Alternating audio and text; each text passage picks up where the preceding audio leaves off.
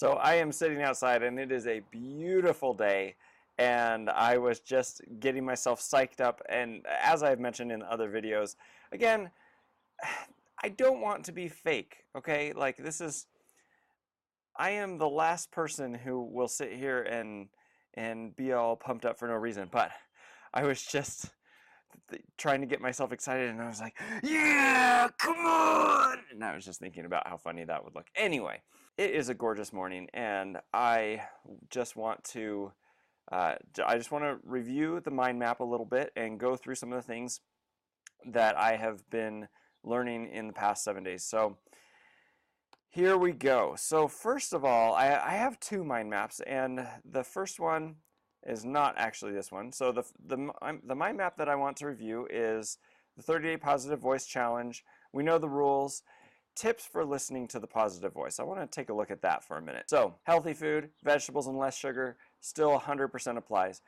Exercise, sweat, breathe heavy, 5 out of 7, do it 5 out of 7 days, and do weight training. Posture, have your shoulders back, foam rolling, sleep, meditation, gratitude, getting outside, and making sure that it's a conscious choice.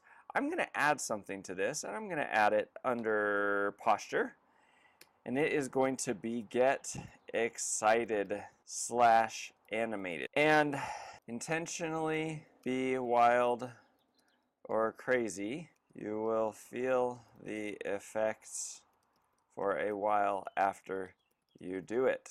This to me feels the most non-genuine, the most inauthentic or whatever, but it is so true. If you just sit there and you just go, yeah, come on, yeah, woo, like, be crazy. Right now, I just did that. I feel like a moron, like an absolute stupid, idiotic moron, but I also feel happy. I feel this flush of happiness, and it's hard to do when you don't have a place where you can be a little bit loud. You really want to be kind of quiet, so maybe that's a good excuse to do. If you don't have a place where you can do something like that, where it's socially acceptable, number one, maybe you should consider just being not socially acceptable, which is not a bad thing. But number two, you should maybe consider doing some kind of an activity where it is socially acceptable to be excited, like dancing or some really kind of I mean, martial arts is like that, except for it's less happy. It's more just power, but you know, boxing, whatever it is, having fun and being energized, it gives you this like rush of endorphins, and I do think it's really interesting. Tony Robbins, who I'm a big fan of, a lot of his work, I have not bought in wholeheartedly with everything that he does, but definitely a fan of a lot of the things that he encourages people to do. He always has these clips. People think that he's this crazy hype guy because he has these clips of having people jump up and down and clap and high five each other and hug each other and do all this stuff. And from the little bit that I've seen of his events, it's not that that's fake. It's that he's doing that to get people in a state, to get people amped up and excited and performing well, but thinking and feeling good. And holy moly, I will tell you that is an accurate, that is a correct principle, a truth, whatever you want to call it. That really does work. So I think that that's big. In fact, that is big enough that I am going to bold that, because I'm going to say, even if you feel stupid, find some way to do it, because it seriously makes a huge difference. So that's my tips for listening to the positive voice. What the positive voice sounds like: definitely confident, light, assured, optimistic, uplifting, and supporting. And then what the negative voice sounds like: pessimistic, overbearing, heavy, dark, anxious, gripping, and constraining. What listening to the positive voice is not: it is not ignoring feelings, ignoring real things, grinning and bearing it, or pretending that everything's okay when it's not. And one other thing that I want to add to the tips for listening to the positive voice, I'm going to say, continually remind yourself to feel the positive and act accordingly. The negative will sneak in ever varying ways, and you need to be diligent. And I don't mean watch out because you're going to be in trouble if you listen to the negative voice. I mean, I've noticed lots of different subtle changes in how I feel negative, and then I find myself thinking, oh man, I'm feeling negative. I'm listening to the negative voice. For me, there's this low level of anxiety, of worry, of concern that I'm going to make a mistake. That's actually a big one. You know, I'm going to list this, what the negative voice sounds like. Concern I have or will make a mistake. That's a big one for me, and that is a really I just go through life and I just feel like, oh, you know, I'm gonna mess up. And in a way, listening to the positive voice is almost like this attitude of I can't lose no matter what I do, everything is great. And that seems cocky, arrogant, fake, whatever it is. But again, it's not about how you come across to other people. It's not about presenting yourself in a way that's not true. It's not about pretending you know everything or presenting yourself as someone who can never lose.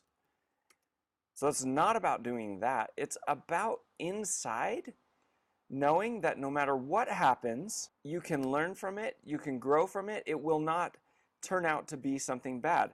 Know that no matter what happens, you can make the best of it and learn from it. Make it work out for your good.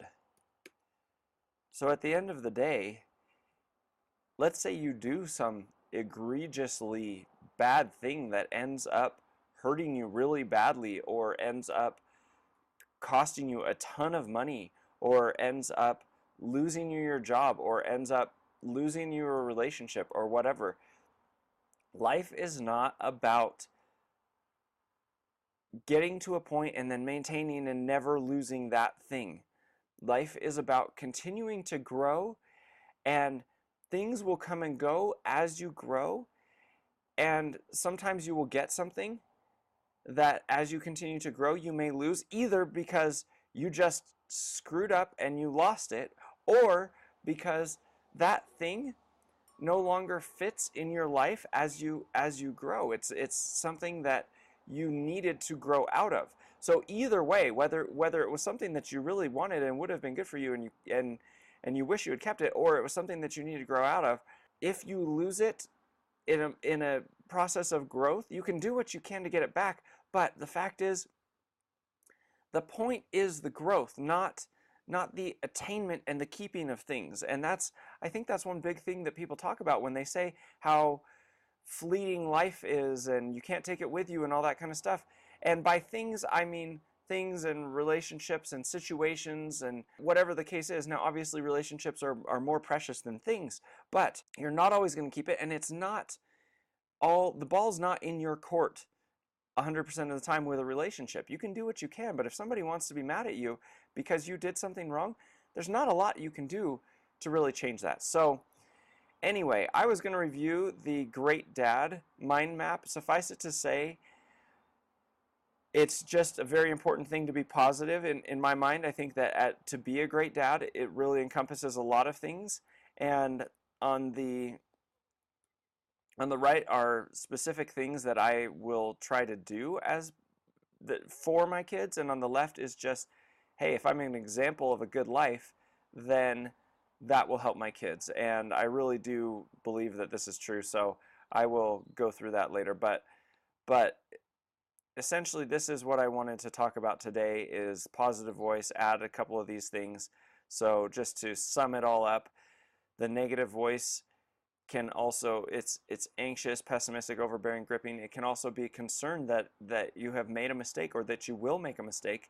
And even though if you listen to the positive voice, you're going to have an attitude of kind of like, I can't make a mistake, which is actually true because it's not a mistake. It's a thing that led to a consequence that you hadn't originally wanted, but it can help you grow, and you can learn from it and make the best of it. And a lot of the time it actually will turn into something good, but I digress.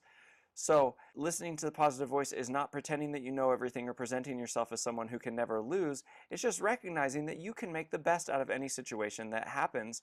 And then really getting excited or animated is a huge thing. Intentionally being wild or crazy, you will feel the effects for a while, and even if you feel stupid, find some way to do it. And then making a conscious choice, reminding yourself to feel the positive and act accordingly, remembering that the negative will sneak in varying ways and you need to be diligent, and know that no matter what happens, you can make the best of it and learn from it, and it will make every situation work out for your longer term good. So that's really it for today's video, this morning's video. Hope everybody has a fantastic day, and I will talk to you again later. All right, bye.